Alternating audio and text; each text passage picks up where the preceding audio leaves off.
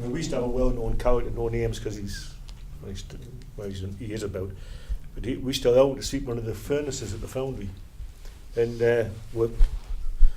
we started to lose brass, and we just didn't know where it was going, and he used to come and wrap himself in a big coat and sleep when the furnaces were cooling down in the little not the cupolas, the brass shop, and so one morning he said, "Oh, we'll get out before the staff come in, you'll be all right."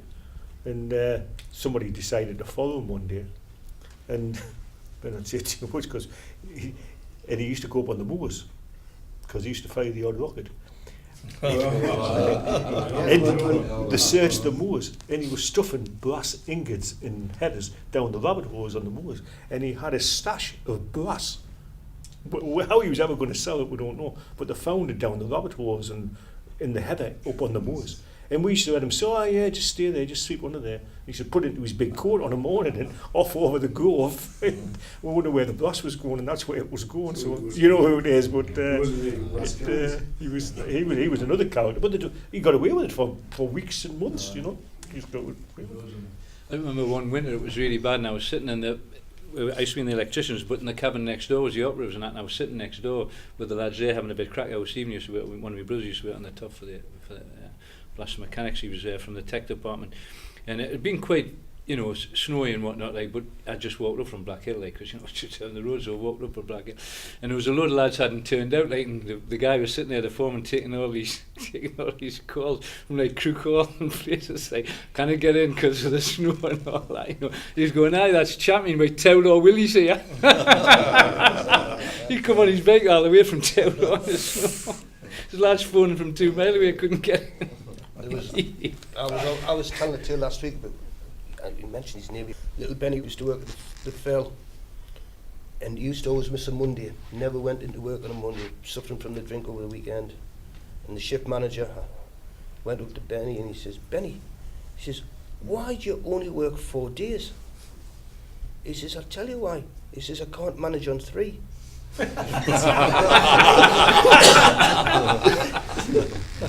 When you're on about getting in the morning, we had to walk from Pont Head to that gate to catch the buses. No buses come down that way. And again, Bill Peacock, he'd been out on the drink over the weekend. He was 6 to 2, so he woke up and he looked at the clock and he thought, "God, I'm late." And if you missed the bus, you had to walk because there's no service buses. It was just company buses. So he jumps out of bed at 5:10, gets ready, legs it up to that gate, and it was really snow, bad winter. And there was no trucks or nothing. There's not many people going to work.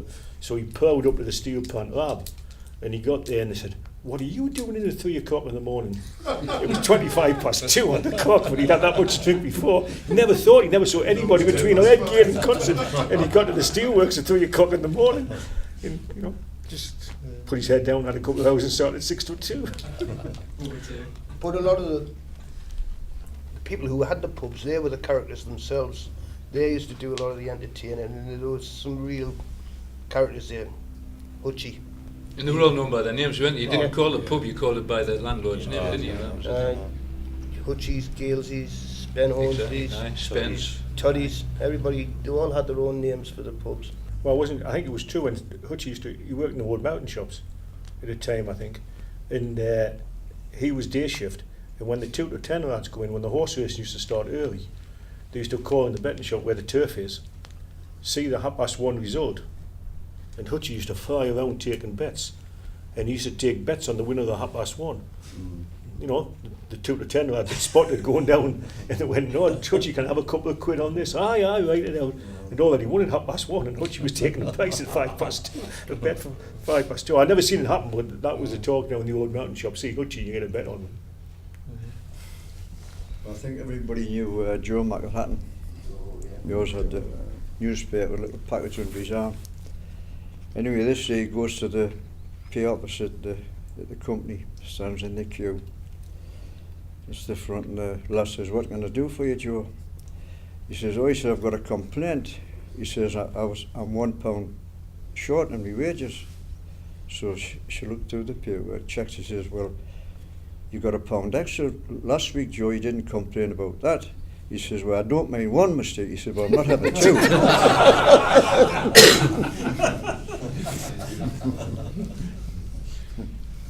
So is there I mean, is there a pub that each one of you, or a club that you go to on a regular basis? Would you do, Paddy, would you used to do like a little tour on a It depends where you were living. Like, you know, when I used to live at the Grove, I used to go to the Grove Club, you know, and they used to have that Epicurean delight, which was which was the fish man coming round with these dead things that were supposed to be prawns. That was your highlight of your evening, like. But not at Black Hill Club, though. I mean, honest to God, it was a very popular club before it moved to the other side, you know, where it is now, when it was on the corner. We used to get 40 free pints twice a year, I remember. 40 free pint tickets twice a year. You know, unheard of, you know. And you used to get 10 pints for a pound then. That's right. I used to play football for Black Hill Club, but I didn't drink there. 6 years before that. I came from Krugall, and there was one summer that made that much profit, and we're going to have to pay that much tax on it. It says, right, for the month of June, we're going to reduce the price of the beer, right? And they brought it right down, and they still made as much profit again at the end of that month. They still had to pay the ruddy tax. And they're trying to give the benefit back to the members, so they're all started drinking more. And they still had that amount of money they had to pay tax. That in concert, when Bottles was going, there was a lad used to drink with us from Bridge Hill, and if there was 5 in a round, he would get the 5th pint. If there was 2 in the round, he would disappear when it was his round. And we used to start drinking in the commercial at 5 to 6. If you weren't in the commercial at Redgate by 5 to 6, Ted Shannon used to come on the Armstrong's bus, 5:45 bus from concert. He was always first in. And then we used to go from there to the Brit, and then to El Toro Disc, and then to Bottles nightclub. And one night there was 8 of us out in a gang, and we got into Bottles early hours of the morning, and we said to Colin, come on, it's your round. He said, I bought them once. He said, it's your round again. Honest, we'd had 16 pints from 5 to 6 to about 2 o'clock in the morning. But that was it. But everybody, didn't you? You had a El Toro, you went pub, the El Toro Disc, Bottles across the road. And I was saying, Bottles, I mean, in them days, it was a proper nightclub. It was a bunny club. There was a casino, bunny girls, good acts on. You had to be a member. They had people like Freddie Starr, Freddie and the Dreamers, and all those acts was on a weekend. So, you know, it was a hive of social. It was a gambling change in Lord that killed the nightclubs. Yes. Yeah. But you had 2 nightclubs. You had the 10 clubs. Where Tenny was killed. Tesco. I mean, there was bowling alleys. There was bowling alley in concert, wasn't it? 2 bowling alleys in concert as well. But you also had the Freemasons, which had the live bands on a weekend. And the rugby club, you know, they were the places that, when we were youngsters at the rugby club. There was a bowling alley in the pit. At the back, the small one. Because if you were 2 to 10 and you come with your haversack, you got up the next morning and you had a bowling ball in your haversack. Somebody put a bowling ball in your haversack and you went home off 2 to 10 and you had a bowling ball. Men's clubs had someone on the weekend, didn't they? Yeah. Bands and turns and all that on. You had your pick of where to go. I mean, we used to go to the trades on a Saturday night, and if you were playing football on a Saturday afternoon and you were playing away and you didn't get home, it was always 3 o'clock kickoffs, your wife or girlfriend had to go to the trades to keep the seats. So by the time you got changed and showered and back home, you couldn't get a seat at 6:30, 7 o'clock in the trades. I mean, you know, the Bobby Thompson days, wasn't it? And all them days. But it was every... Stand up, didn't you? The Queen, you had to stand up for the Queen as well, didn't you? You'd get out. There's pictures taken, people on that were in the Bobby Thompson video, isn't there? I mean, the smoke's just hovering at head height. You had to stand up to see over the smoke, to see the street. But the pubs used to close at 10:30 then. And when you were 2 to 10, it was a gallop. And then when I worked along the engine sheds, you'd race along Templetown Road to get into Stirling Castle to get a pint or a couple of pints before you shouted time.